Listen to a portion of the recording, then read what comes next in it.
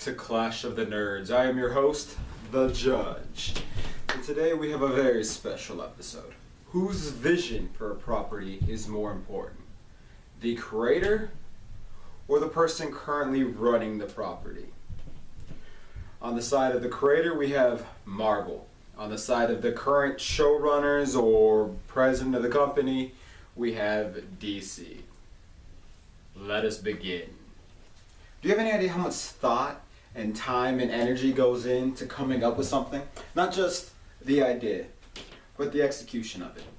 Especially something that is larger than a single story, that is a universe. You have to think up the rules, the customs, the history of not only these individual characters, but also society and civilization. I'm not talking about making Law and Order or even The Practice, which I love. I'm talking about when you make a universe like Star Wars or Star Trek or Marvel or DC or Dune or Battlestar Galactica. These things that are more Lord of the Rings, they're more epic in scale. They have they're not playing off of our society. They're playing within their own rules. Now there's some like Marvel and DC which are playing kind of in our society but kind of not at the same time.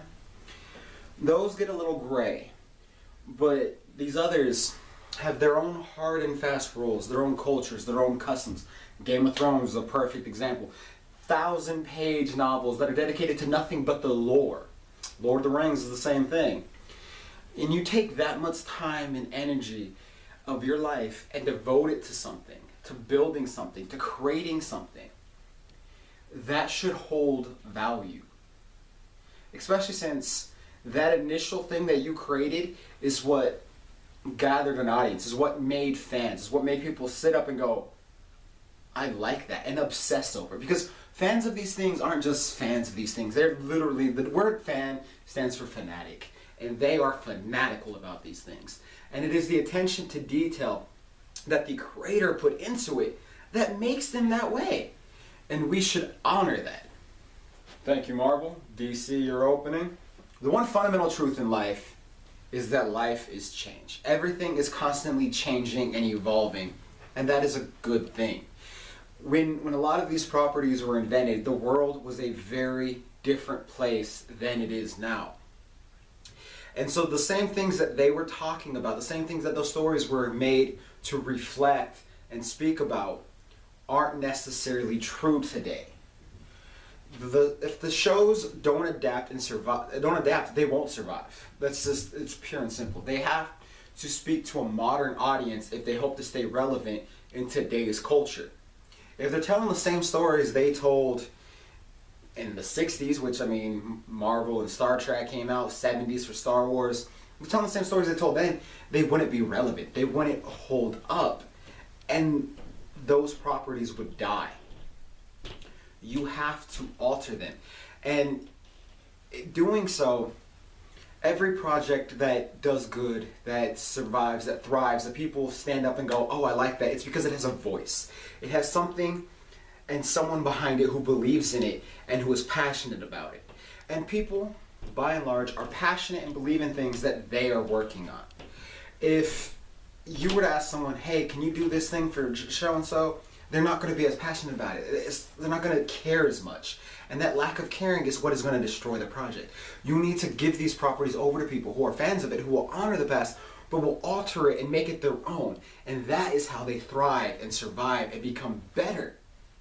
Great openings, both of you. Marvel, let's get into your argument. Why does the creator's voice still hold weight, despite the fact that they are no longer the ones controlling the project? The creator's voice needs to still reign supreme, because they're the architect of the property. Take a building, for example.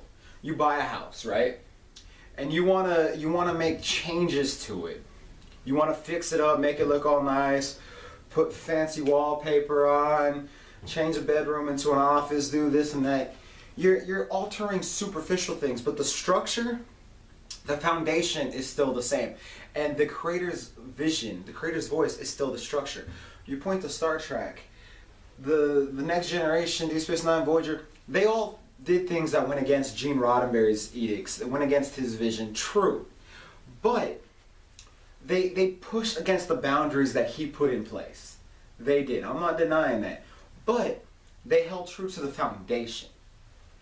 They pushed the boundaries, which every good artist does, without breaking the mold that Roddenberry laid in place.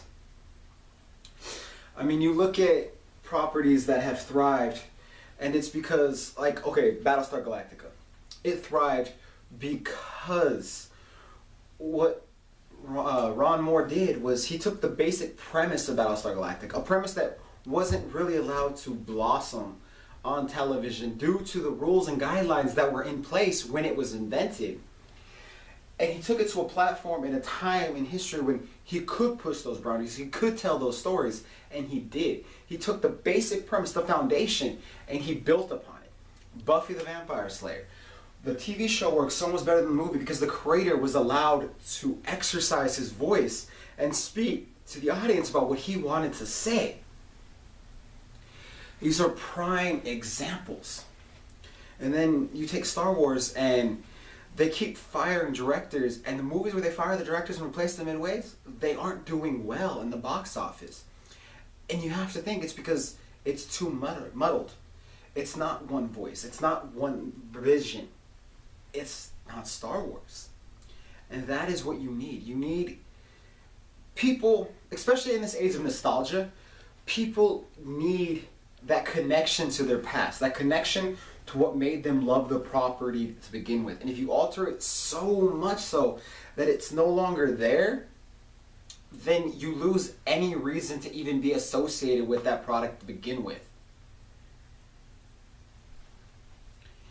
It's really just, at that point, you're really just profiting off of the hard work of others. And there's too much of that going on in this world anyways.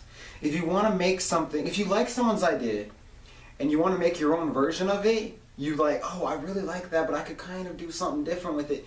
Then do something different with it and make it your own. Don't take the name that they had and slap it onto yours. Make something new that's inspired by that. I mean, that's what Star Wars is. Star Wars was inspired by the old serials like Flash Gordon and stuff like that. He took the concepts and the stuff, and he didn't just make a Flash Gordon movie. He made a Star Wars movie. He made it his own. He took his own thing. He took from westerns and samurai films and all these different things, threw them all in a blender, and then made something new, something fresh, something original that still withstands the test of time. A New Hope still holds up, despite all the years in between then and now. So does the original Star Trek. Maybe the sets don't, maybe the special effects don't, maybe all these things could be better. But you take any episode of Star Trek and what was going on in that episode, the relationship between the characters, the dialogue, the message, the underlying metaphor of what that episode is about, and you could put it up against any episode of Discovery. And I like Discovery, but Discovery doesn't hold up. And it's because those episodes were made with a vision. They were made with a passion, and they were so unique. They weren't just, it wasn't a money grab. It was art. And that is something that comes from the vision of a creator, not from CEOs of XYZ company. But that's just my take on it. Thank you, Marvel. DC, why do the creators' visions need to be put to rest and the new owners or shepherds of the project be given full reign? Well, first of all, I don't think anyone's saying put the creators' vision to rest. We're not saying delete all that footage, delete those episodes, erase them. We're not even rebooting these franchises. What we're doing is we're bringing them into modern day. We're taking these stories that people love and we're retelling them and altering them in a way that fits modern society. And I think the reason why so many people are so bothered by this is because when these stories were first created, they were created in these people's lifetimes, or it's something they discovered when they were a child, and there was only one version of it. But this isn't something new. This isn't something that we just invented. Take Robin Hood, Snow White and the Seven Dwarfs, Cinderella, Little Mermaid, Peter Pan, Frankenstein, Dracula, all these different werewolves, all these things have been told from many different perspectives. Many different versions of these same characters exist throughout time. Nobody is sitting there. When you write a Dracula story, you're not sitting there being a slave to Bram Stoker's vision of it. No, you're making it your own. You're taking the basic construct of it and making it your own. And that is what these people are trying to do with Star Wars, with Star Trek, with Marvel, with XYZ. They're taking these properties, they're putting their own spins on it, and they're reinventing it and repackaging it in a way that makes it more relatable and palatable for modern society. Because again, adaptation is survival. People want to see stories that can relate to their lives, not stories that could relate to people in the 60s lives or 70s lives. No, their lives. That is what people go to the movies. That is what people turn on the TV for. They want to see things that reflect the world they live in, however indirectly. And you can't do that while living by the rules set down by a dead guy who you don't even know, who never experienced the world how it is today. It needs to be modern storytellers telling modern stories. Playing in that sandbox, yes. And I do agree with the foundation metaphor. Don't destroy the foundation. But none of these properties are destroying the foundation. They're adhering to the rules that are set in place. They're just altering it here and there to make it fit. Don't discard old continuity, but continuity should be flexible. And if parts of it you need to discard or ignore in order to tell a great story now, I don't think that should be penalized for it. To be fair, Next Generation, Deep Space Nine, Voyager, Enterprise, all did it long before Discovery did. This isn't something, hell, the original movies discarded the same continuity that Enterprise did. You can't hold them to task for something that has been done time and time again. It's just, I don't know, I just feel that people are holding on to these things so strongly that they're not looking at the stories that are being told and whether or not those stories have merit on their own. They're too busy judging it to nostalgia, rose-colored glasses of the past, of things that they saw when they were children. Which I'm sure if they watched again, they'd be like, no, that kind of sucks. Let these people tell the stories that they want to tell. And when they're done telling the stories, then we can have a conversation about whether or not those stories were good or whether those stories have merit. And I'm personally of the belief that every story has merit. Even if it's not for you, even if you don't enjoy it, I guarantee you there's someone out there who does. And their enjoyment of it isn't neglected by your non-enjoyment of it. And if you don't feel that it honors the legacy of what came before, then when you watch the thing that came before, just don't acknowledge it. It doesn't have to be either or. Not everything has to fit perfectly into what we want it to be. Because at the end of the day, there are other people in the world, and those other people have wants and desires and interests and likes and dislikes. And you can't make everybody happy. And when you try to make everybody happy, you end up making everybody miserable. I'm a big belief, I believe Kevin Smith said it, that you make what you want to see and your audience will find you. And that's what these creators are doing. They want to play in those sandboxes and tell stories the way they want to tell them in those worlds, and that's what they're doing. And while some people don't like it, a lot of people do. And the people who do are just as valid as the people who don't. But that's just my take on it. Thank you, DC. Rebuttal? Alright, hold up. No one's saying that one set of people's views and opinions are less than the others. That's not the argument I'm making. The argument I'm making boils down to one thing and one thing only. While I do believe that adaptation and survival is key, I do also believe that the person who created something should be given the utmost tribute. And okay, Star Trek. So Star Trek, we'll take Star Trek for example, alright? Those shows have always pushed the boundaries of Gene Roddenberry's vision of what he saw the future of. Discovery's definitely pushing it a little more than the others, but you could still see the Star Trek there. It's definitely, there's the darker edges of Star Trek, but then they brought in Pike, and you see that the optimism and the upliftingness is still there. It just wasn't on the ship, but it's still there. And so it's skating around the edges of Star Trek, but it's still Gene Roddenberry's world. And everything I've ever seen has been the franchise as a whole uplifting the legacy of Gene Roddenberry and praising the work he did and the contributions he made to the franchise. Then you take something like Star Wars, where you have people, especially people inside that universe, shitting on him, shitting on the prequel, shitting on his vision for what he wanted to do, saying that he doesn't understand Star Wars. Those are two very different things. Taking someone's idea and building upon it and expanding upon it and pushing the edges out, that's one thing. And I'll grant you that in order to keep stories relevant, that is exactly what you have to do. I concede that point. But when you shit on someone's legacy, like the Charmed reboot did, more in their press than in the actual show, because the actual show is this remake of all of Charmed compressed into one season. The way that Star Wars is doing with, and not so much in the movies as much as in it always seems to be the behind the scenes stuff that shits on the creator's legacy. Almost as if tearing them down builds them up and makes their version better than the previous version.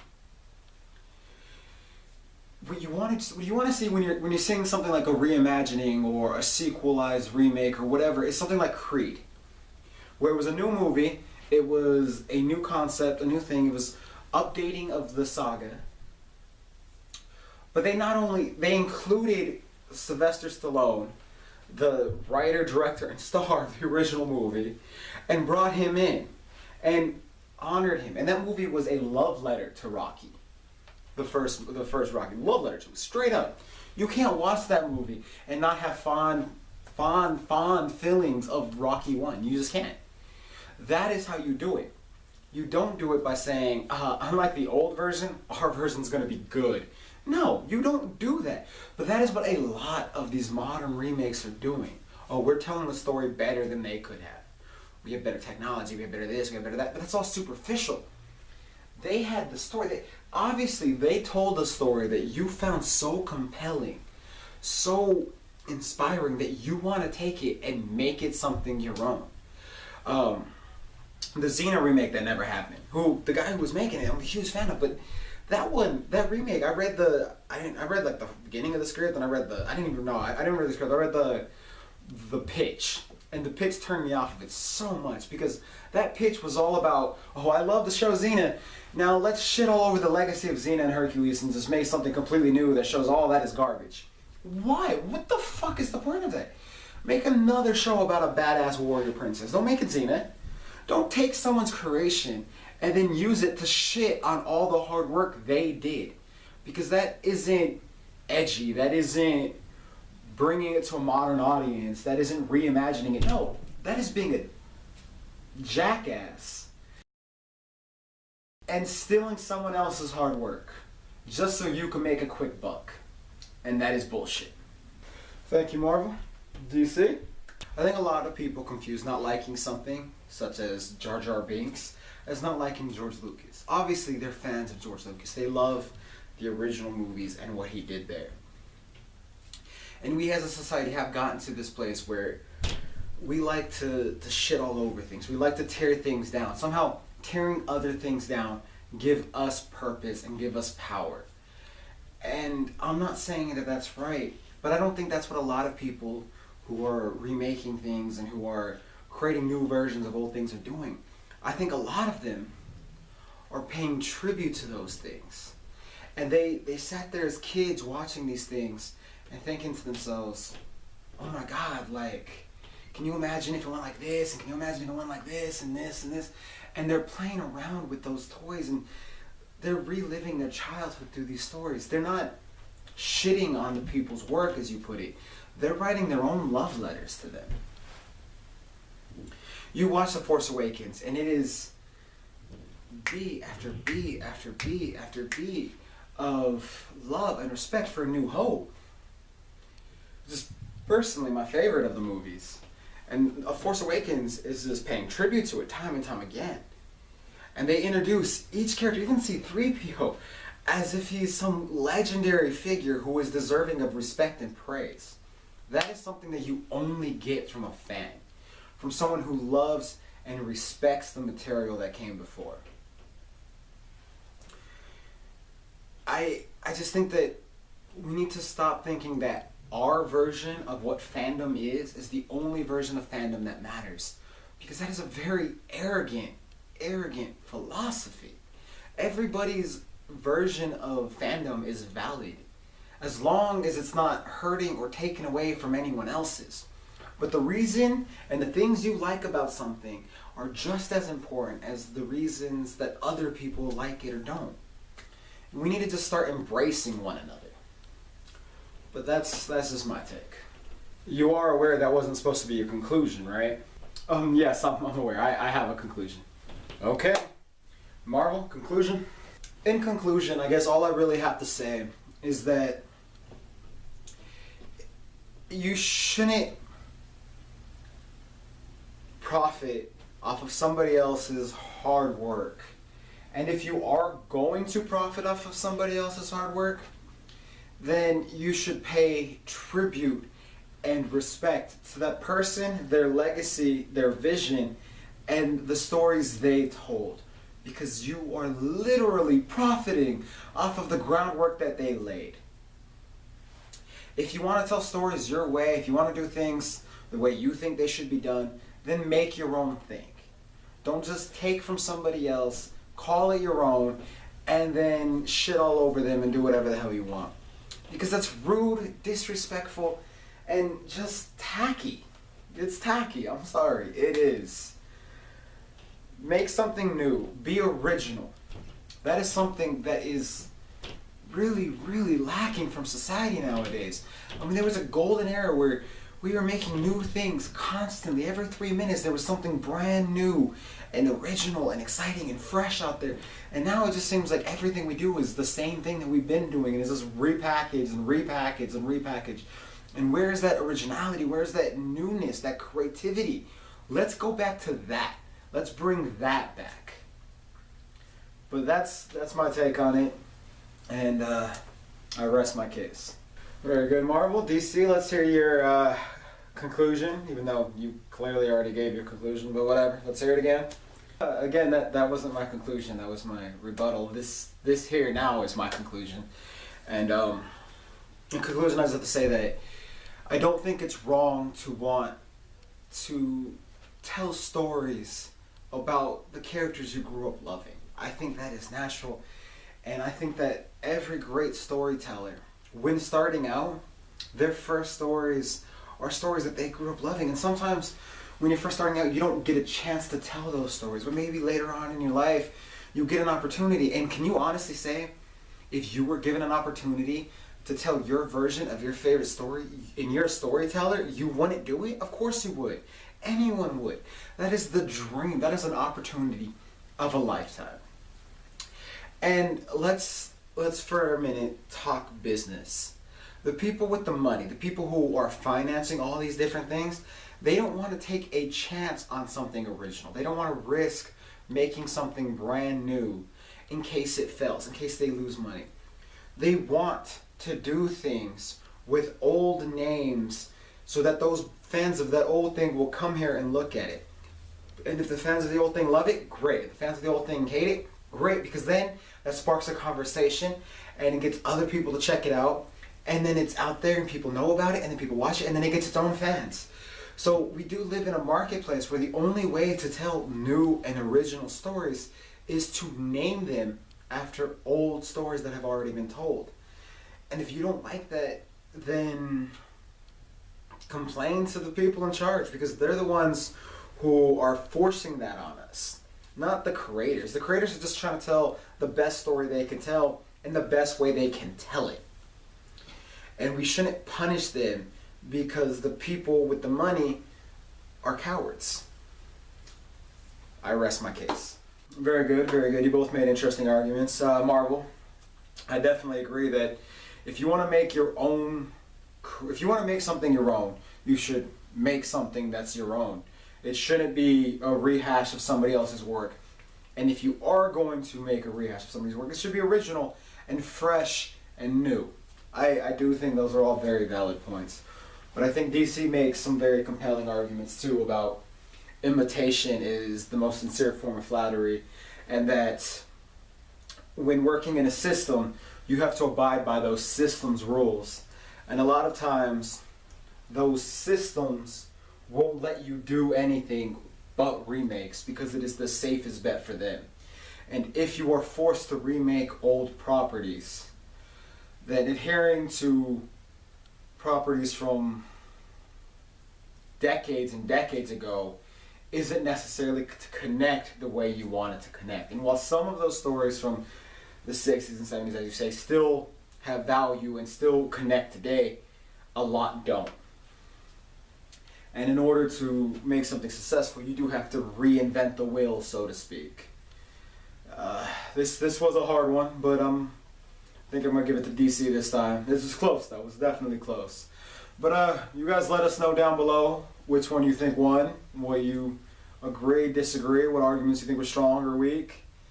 Till next time, this is Class of the Nerds, and I am the Judge.